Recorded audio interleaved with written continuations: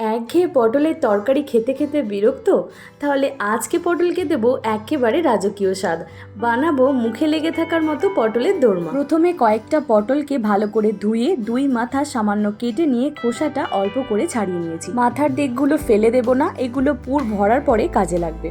এবার একটা চামচের সাহায্যে ভেতরের বীজগুলো এভাবে হালকা হাতে ঘুরিয়ে ঘুরিয়ে সাবধানে বার করে নেব। একটা মিক্সিং জারে পটলের এই বীজের মধ্যে হলুদ গুঁড়ো, লঙ্কার গুঁড়ো, জিরের আর ধনের গুঁড়ো দিয়ে মিহি করে পেস্ট বানিয়ে নিয়েছি। এবার কড়াইতে কিছুটা জল আর সামান্য নুন দিয়ে 3 পিস মাছকে খুব ভালোভাবে সিদ্ধ করে নিয়েছি। এদিকে ছাড়িয়ে রাখা পটলে সামান্য নুন আর হলুদ খুব ভালোভাবে মাখিয়ে কিছুক্ষণ রেখে দেব। এরপর সিদ্ধ করা মাছের পিসগুলো থেকে ভালোভাবে কাঁটা বেছে নিয়েছি। কড়াইয়ে কিছুটা তেল গরম করে একে একে পটলগুলো দিয়ে দুপাশটা বেশ ভালো করে ভেজে নিয়ে তুলে রাখবো। আর কেটে রাখা মাথার দিকের টুকরোগুলোকেও হালকা করে ভেজে নেব।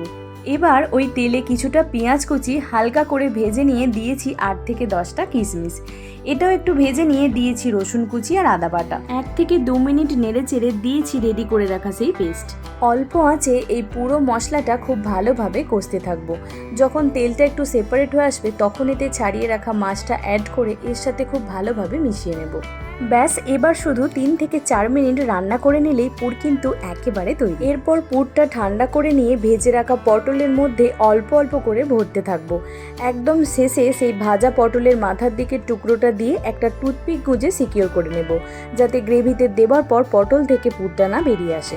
এরপর তেলে গোটা গরম মশলার ফোড়ন দিয়ে কিছুটা মিহি করে কাটা পেঁয়াজ অ্যাড করে বাদামি করে ভেজে নিয়ে দিয়েছি সামান্য আদা রসুন বাটা।